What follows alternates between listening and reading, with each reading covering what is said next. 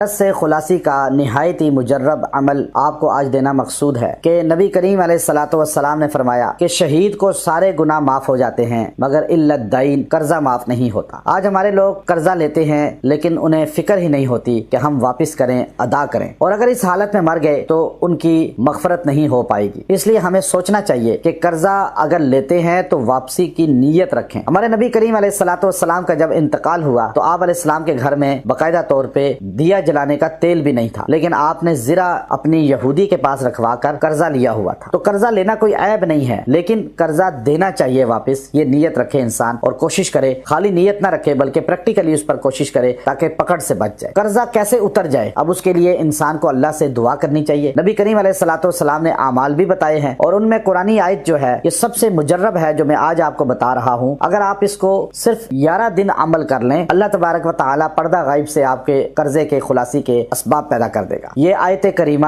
قرآن حکیم کی بڑی نادر آیت ہے، اور اس آیت کو اگر مقروض آدمی پڑھ لے گا اللہ اس کے قرض کی خلاصی فرما دیں گے۔ سورہ شورى آیت نمبر 19، اللہ لطیف بعبادہ یرزق من یشاء وہو القوی العزیز۔ یہ آیت کریمہ آپ نے 70 بار پڑھنی ہے، اور یہ کوشش کریں کہ عصر اور مغرب کے درمیان پڑھیں۔ اگر اس کے علاوہ بھی کسی ٹائم پڑھ لیں تو اثر ہوگا اور فائدہ ہوگا، لیکن اگر عصر کی نماز کے بعد پڑھیں گے تو عصر کی نماز کے بعد اس کا فائدہ زیادہ ہے۔ آپ اس کو 70 بار پڑھیں، اول آخر درود شریف پڑھ لیں اور آپ دعا کریں۔ اللہ تبارک و تعالی پردہ غائب سے ایسے اسباب پیدا فرمائے گا اور ایسے معاملات پیدا فرمائے گا کہ آپ کا پہاڑوں جیسا قرضہ ہے وہ بھی اتر جائے گا۔ بہت سے لوگ ایسے پریشان آتے ہیں، جب ہم ان کو یہ آیت بتاتے ہیں، بے شمار لوگ جو بینکوں میں یا مختلف اداروں میں مقروض الجھے ہوئے تھے، اللہ رب العزت نے اس آیت کریمہ کی برکت سے ان کو ان تمام پریشانیوں سے نجات دے دی، اور کروڑوں اربوں کی تعداد میں جو مقروض تھے اللہ نے ان کا قرضہ بھی ختم کرا دیا۔ چونکہ انسان جب نیت کرتا ہے کہ میں نے قرضہ دینا ہے، پھر اس کے لیے دعائیں کرتا ہے۔ آج معاملہ یہ ہے کہ جو قرضہ دیتا ہے وہ دعائیں کر رہا ہوتا ہے، اور جس نے قرضہ لیا ہوتا ہے وہ آزاد آوارہ پھر رہا ہوتا ہے، اسے فکر ہی نہیں ہوتی۔ تو یہ یاد رکھیں، جو مقروض ہے جب وہ دل سے دعا کرے گا، یہ وظیفہ پڑھے گا، اللہ تبارک و تعالی اس کی معاونت فرمائیں گے، پردہ غائب سے مقروض کو قرض کے خلاصی کے اسباب پیدا فرما دیں گے۔